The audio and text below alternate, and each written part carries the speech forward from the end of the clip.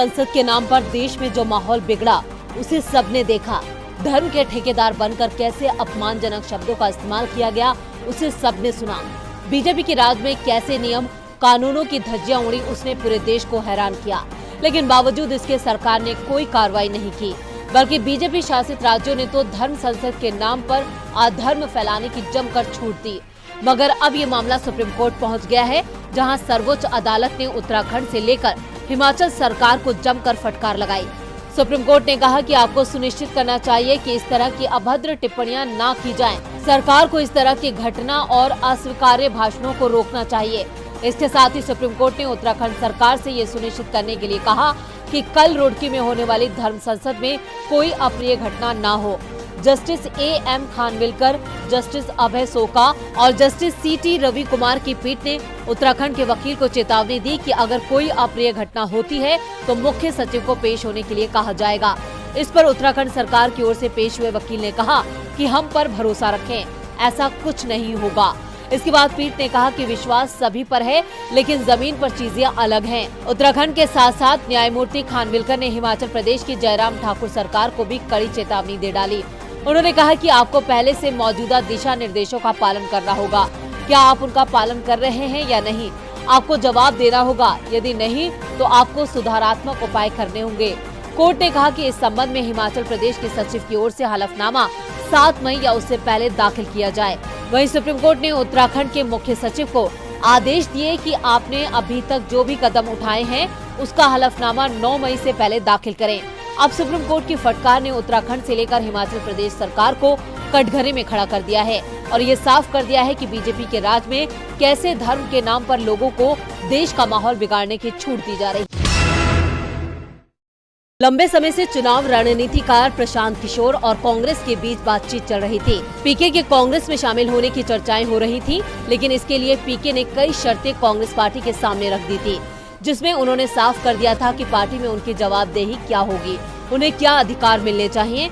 दूसरी ओर कांग्रेस को पीके की कुछ शर्तों को लेकर परेशानी थी। पार्टी की ओर से बीते दिन से ही ये संकेत मिलने लगे थे कि पीके से उन्हें कोई परेशानी नहीं है। कांग्रेस उनके पार्टी में शामिल होने का स्वागत करेगी, लेकिन उनकी सभी शर्तों को स्वीकार नहीं करेगी। शर्तों को लेकर ही पेच फंस गया था, जिसके बाद अब प्रशांत किशोर की ओर से साफ कर दिया गया है कि वो कांग्रेस के साथ काम नहीं कर पाएंगे और न ही कांग्रेस में शामिल हो पाएंगे। जी हां, पीके ने कांग्रेस के साथ काम करने से मना कर दिया है। पीके और कांग्रेस की डील टूटने की खबर कांग्रेस की तरफ से दी गई है। कांग्रेस प्रवक्ता रणदीप सुरजेवाला ने कहा कि प्रशांत किशोर की ओर से कांग्रेस में शामिल होने की बात से इनकार कर दिया गया है।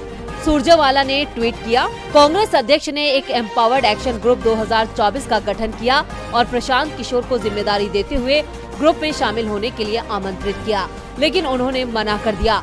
हम पार्टी को दिए गए उनके प्रयासों और सुझावों की सराहना करते हैं। इससे पहले कांग्रेस की अध्यक्ष सोनिया गांधी ने पीके की प्रेजेंटेशन और उनके पार्टी में शामिल करने पर विचार करने के लिए एक कमेटी का गठन किया था। इस कमेटी ने सोनिया गांधी को अपनी रिपोर्ट सौंप दी थी। कमेटी ने अपनी रिपोर्ट में कहा था कि कांग्रेस में शामिल होने के बाद प्रशांत किशोर को बाकी सभी राजनीतिक दलों से दूरी बनानी होगी। उन्हें पूरी तरह कांग्रेस के लिए समर्पित होना होगा।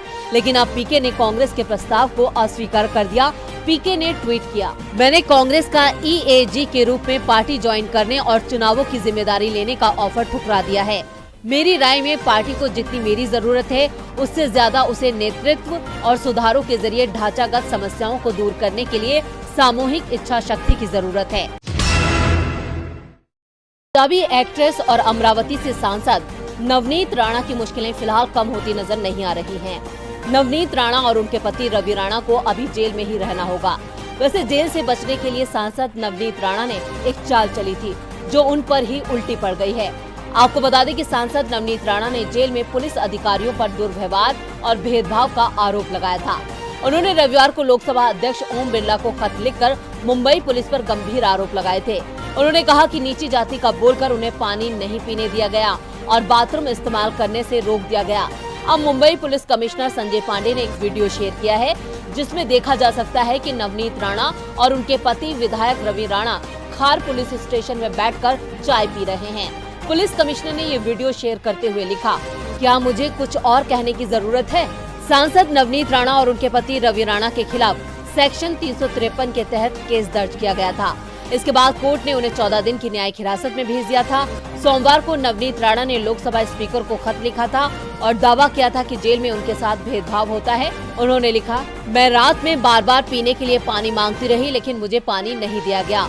मैं तब चौंक गई जब पुलिसकर्मी ने कहा कि मैं अनुसूचित जाति से हूँ, इसलिए उन्हें अपने गिलास में पानी नहीं दे सकते। नवनीत राणा के आरोपों पर मुंबई के पुलिस कमिश्नर ने वीडियो शेयर करके दूध का दूध और पानी का पानी कर दिया है।